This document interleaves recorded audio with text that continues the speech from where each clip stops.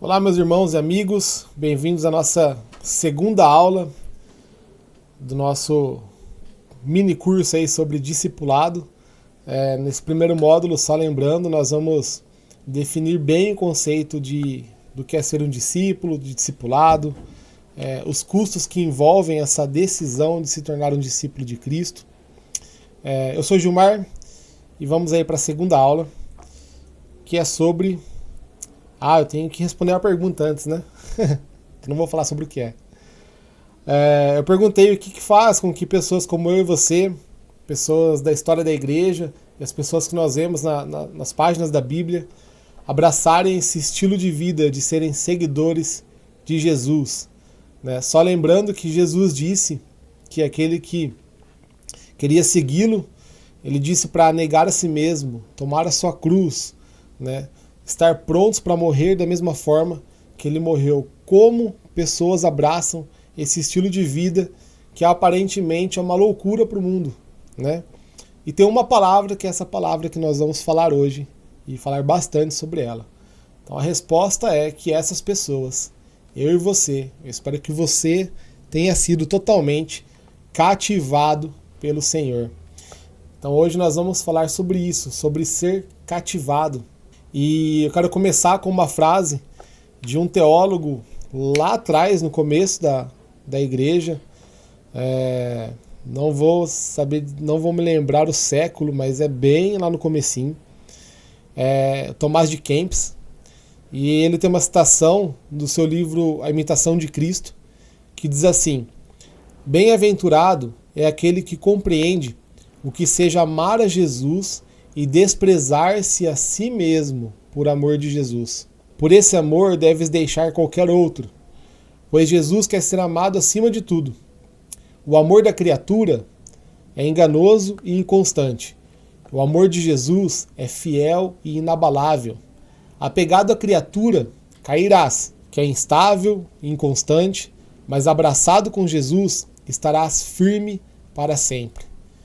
Então algo acontece nos nossos corações que faz com que nós abraçamos esse estilo de vida, de nos tornarmos discípulos de Jesus e estarmos dispostos a desprezar a nós mesmos, a sofrer por causa de Jesus, a amar a Jesus mais do que qualquer outra coisa e a nos desapegar de todas as coisas dessa terra. Há algo que acontece. E esse algo é que Jesus cativa os nossos corações. Então o discipulado, ele não começa com uma lista de regras que nós devemos cumprir sobre como seguir Jesus, sobre o que eu devo fazer, abandonar. Existe uma ideia na igreja cristã de que as pessoas até compreendem muito bem o que é ser salvo pela graça, que não vem de obras, o mérito é único, exclusivo da obra de Cristo na cruz, né? Então a pessoa é salva pela graça, mas ela chega a ser salva, ela batiza, ela agora é uma pessoa, ela é cristã, ela entregou sua vida ao Senhor, e agora ela pergunta, e agora o que eu tenho que fazer? Nós, né, estamos muito condicionados a isso, né, a buscar fazer coisas, né? Nós vivemos num tempo em que nós somos medidos pelo nosso desempenho, né? Mas, irmãos, eu quero dar uma notícia para vocês. Não é assim com Deus. Nós não somos medidos pelo nosso desempenho. Uma pessoa disse que não é aquilo que eu faço ou que eu deixo de fazer que condiciona o tamanho do amor de Deus por mim. Não somos medidos pelo Senhor, pelo nosso desempenho. Né? Então, algumas pessoas elas chegam ao início da sua caminhada, elas perguntam: o que eu devo fazer agora? Quais regras devo seguir? O que eu faço agora? E na verdade não é isso, porque somente corações que foram cativados por quem o Senhor é, quando nós recebemos do Espírito Santo de Deus, os nossos olhos sendo abertos, o espírito de sabedoria, de revelação, no pleno conhecimento do Senhor, quando nós entendemos quem Deus é, quem nós somos, o que Ele fez por nós, isso cativa os nossos corações. E somente pessoas com corações cativados vão conseguir viver uma vida em busca da santidade, da obediência, se desenvolvendo como um cristão. Não que essa pessoa nunca vá pecar mais, que ela vai errar longe, nós somos pecadores e nós vamos sim cometer pecados, nós vamos errar muitas vezes, mas o ponto é, nossos corações foram cativados por Cristo, então não tem outro lugar para ir. É como os discípulos disseram: Senhor, para onde nós vamos? Só Tu tem palavras de vida eterna. O Senhor é aquele que cativa os nossos corações e agora nós não temos mais para onde ir. Nós somos tomados por esse grande amor de Deus, por essa grande graça, misericórdia de Deus, e isso nos impulsiona a buscar uma vida de santidade e de imitação da pessoa de Jesus. Então, ser cativado é o ponto crucial para ser um discípulo de Cristo. Aqueles que não foram cativados pelo Senhor, eles podem começar uma vida de obediência, seguindo regras, tendo algumas transformações em sua vida, mas isso não dura por muito tempo, porque eles não tiveram seus corações cativados. Então, quando aparecem situações difíceis, grandes desafios em suas vidas, né, é aquela fé, como a parábola que Jesus conta, né? A semente não caiu numa boa terra, ela caiu numa terra superficial, veio o sol ali e queimou aquelas raízes, então a pessoa ela não consegue caminhar, né? Mas quando ela é caída nesse solo fértil e a semente germina e frutifica, pode vir as tempestades, as dificuldades, e isso não abala a fé daquela pessoa, porque ela foi cativada por Cristo de verdade. E quando nós olhamos para a história da igreja, não sei vocês, mas eu gosto muito de ler as biografias, de saber dos grandes homens e mulheres que Deus usou no passado, né? Homens e mulheres que trouxeram a mensagem do reino de Deus, a mensagem do evangelho até os nossos dias. É como, se eu não me engano, foi Spurgeon que disse isso, né? Ele diz que se hoje ele consegue enxergar mais adiante é porque ele está nos ombros de tantos homens e mulheres que vieram antes dele, né? Então o sentimento é esse: nós vemos pessoas na história da igreja que foram profundamente cativadas por quem o Senhor é. E elas foram totalmente afetadas pela revelação de Cristo e elas passaram a viver por Jesus. E quando nós olhamos essas pessoas do passado que viveram essa vida tão devota, uma vida que realmente colocou a própria vida delas em risco pela fé delas, por acreditar no Senhor, essas pessoas viveram para a glória de Deus, e quando nós olhamos para isso, nós também nos enchemos de algo que é cativante de fato.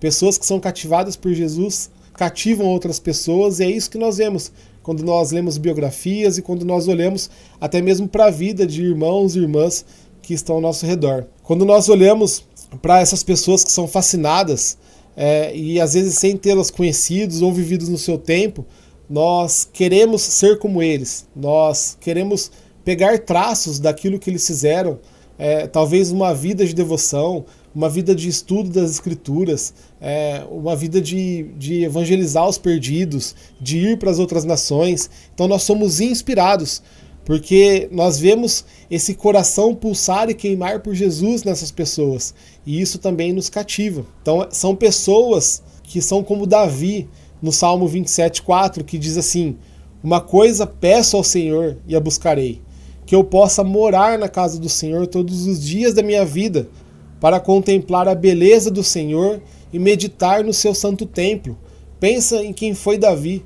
Ele foi um rei, ele foi o maior rei que Israel teve, né? E o reino dele foi muito próspero, muito rico. Ele tinha muitos servos e servas, exércitos, riquezas.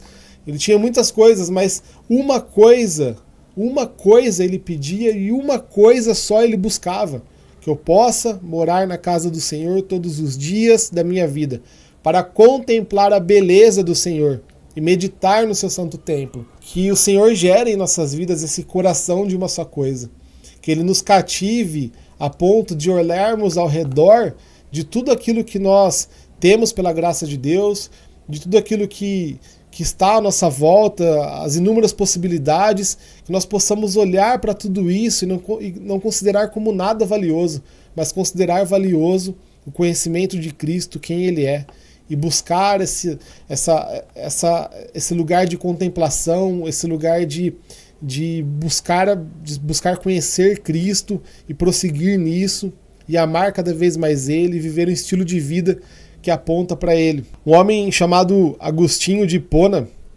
ele escreveu essas palavras aqui, ó. Tu me chamaste, o teu grito rompeu a minha surdez, fulguraste e brilhaste, a tua luz afugentou a minha cegueira, espargiste a tua fragrância e respirando-a, suspirei por ti. E olha o que ele diz agora, eu te saboreei e agora tenho fome e sede de ti. Tu me tocaste e agora estou ardendo no desejo da tua paz. Ninguém é como Jesus, ninguém cativa os nossos corações como Jesus.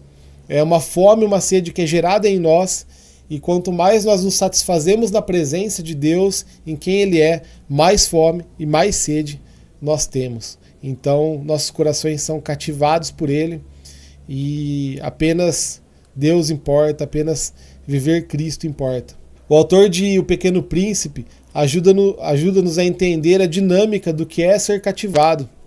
Então, no capítulo 21, vemos o conhecido diálogo do menino com a raposa. O menino chama a raposa para brincar com ele, mas ela diz que não pode aceitar, porque ainda não foi cativada. Então, o menino indaga a raposa: o que é cativar? Ao que ela responde que é criar laços. E a raposa prossegue em sua explicação dizendo: tu não és ainda para mim senão um garoto, igual a 100.000 outros garotos.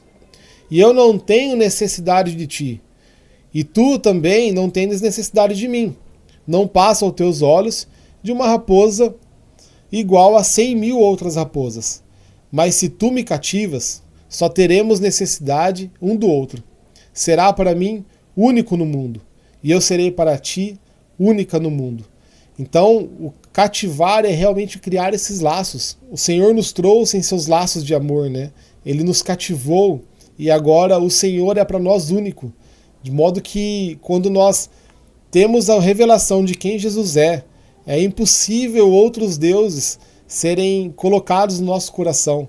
Ainda que algumas coisas sejam sutis e o Espírito Santo nos convence rapidamente, quando nós entendemos quem Jesus é, Ele é único no nosso coração. Não há outro como Ele.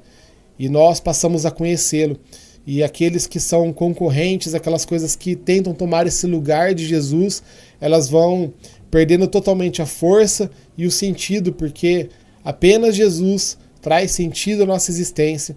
A presença dele, a presença do Senhor é o nosso maior anseio e é o que dá sentido à nossa existência. Então ele nos cativa, ele cria laços conosco. Ele nos trouxe na sua graça, no seu amor. E na obra também O Peregrino, de John Bunyan, nós vemos a amizade entre cristão e fiel em sua jornada rumo à cidade celestial. Essa jornada mostra como um foi essencial ao outro, ensinando um ao outro nos bons e nos maus momentos de sua jornada. E isso também ilustra essa dinâmica de ser cativado por alguém, e assim dedicar-se a essa pessoa, como também na história que nós vemos na tão conhecida obra do Tolkien, que é O Senhor dos Anéis. Então, quando nós vemos nos livros e nos filmes a jornada de Frodo e Sam, essa amizade, um foi cativado pelo outro, um precisa do outro nessa jornada, e nós vemos eles chegando até o final dessa jornada juntos. Quero ler uma frase aqui para vocês, que está no livro do Custo do Discipulado, que eu citei lá no início, e ele diz assim: se sua escolha for pelo discipulado, é porque algo mais encantador que o espelho cativou sua alma. Essa citação parece traz um confronto para nós, e de fato é isso mesmo, é um confronto para as nossas vidas. Por quê? Porque o primeiro inimigo a ser vencido nesse processo de discipulado é o nosso próprio eu. Nós vivemos em uma cultura do self, uma cultura onde o eu está no centro, o indivíduo está no centro, e tudo deve girar ao redor do indivíduo. Então as coisas que estão ao redor servem apenas para a sua satisfação e para a satisfação dos seus desejos. Quando nós conhecemos a Deus como o Senhor soberano e Criador de todas as coisas, aquele que nos alcançou e resgatou, nós entendemos que, na verdade, quem é o centro é Deus. Ele é o centro de todas as coisas. E nós somos criaturas que foram criadas por esse soberano Deus e Criador de todas as coisas. Não é possível nós sermos cativados por Jesus se nós ainda somos cativados por nós mesmos. Se nós ainda queremos que tudo gire ao nosso redor e que tudo sirva apenas para a satisfação dos nossos desejos e anseios. É isso que faz pessoas procurarem cada vez mais, em tantas coisas que existem nesse mundo, uma satisfação que apenas o Senhor pode dar. Então, se sua escolha for pelo discipulado, é porque algo mais encantador que o espelho cativou sua alma. Por isso, o discipulado começa com a admiração por Cristo e se transforma na imitação diária de Cristo, a ponto de sermos admirados por outras pessoas. Não, obviamente, por quem somos, mas por quem nós imitamos. Então existe essa dinâmica. Lembra que eu falei no começo? O discipulado, a vida cristã não começa com uma série de regras que nós devemos seguir à risca. O discipulado começa com a admiração por Cristo. Nós enxergamos a beleza de quem Ele é. Nós vemos o que Ele fez. Nós vemos quem é esse Deus eterno, que se revelou aos homens. E quando nós olhamos para essa grandeza, para essa majestade, para essa beleza, nós passamos a admirar quem Cristo é e nós passamos a imitar Ele, porque é esse o nosso desejo, é essa a orientação que nós vemos biblicamente, mas nós queremos ser iguais a essa pessoa, ser iguais a esse Deus, fazer aquilo que Ele faz, agir como Ele age, pensar como Ele pensa. Nós queremos fazer as obras dele nas nossas vidas nas pessoas que estão ao nosso redor. Então a nossa vida é afetada, né? E obviamente no final aqui, né, não é por quem nós somos, mas é por quem nós imitamos. Então, como nós vemos lá, citei os grandes homens e mulheres do passado, são pessoas que nós vemos esse profundo zelo por Deus, pessoas cativadas por Deus, e elas geram em nós isso. Esse desejo de também imitá-las, porque são pessoas cativantes. Então nós somos cativados por Cristo e queremos imitá-lo. Somos cativados por seguidores de Cristo e desejamos ser parecidos com eles. Olhamos para nossos heróis da fé do passado ou para nossos mentores, pastores e amigos do nosso próprio tempo. E ao vermos neles o coração pulsar pelo Senhor que nos cativou, sentimos-nos motivados a imitá-los também. Então, a gente vai falar um pouco mais sobre isso nas próximas aulas, mas a verdade é que nós sempre estamos imitando. A questão é quem nós imitamos. E quando nós somos cativados por Cristo, nós passamos a imitá-lo e a imitar pessoas que também são cativadas por Cristo. Então a minha oração no final dessa aula é para que você, meu irmão, minha irmã, seja cativado por Cristo. Que o Espírito Santo abra os seus olhos para que você veja a beleza do Senhor, para que você compreenda quem Deus é, quem você é, o que Ele fez, a grandeza desse Deus soberano e criador de todas as coisas. Que o seu coração seja cativado em nome de Jesus. Amém. Até a próxima aula. E se tiver alguma dúvida nessa primeira aula que nós tivemos sobre os conceitos, essa sobre ser cativado, pode me procurar aqui na igreja, mandar mensagem e vai ser um prazer a gente bater um papo sobre isso. Beleza? Até a próxima. Deus abençoe.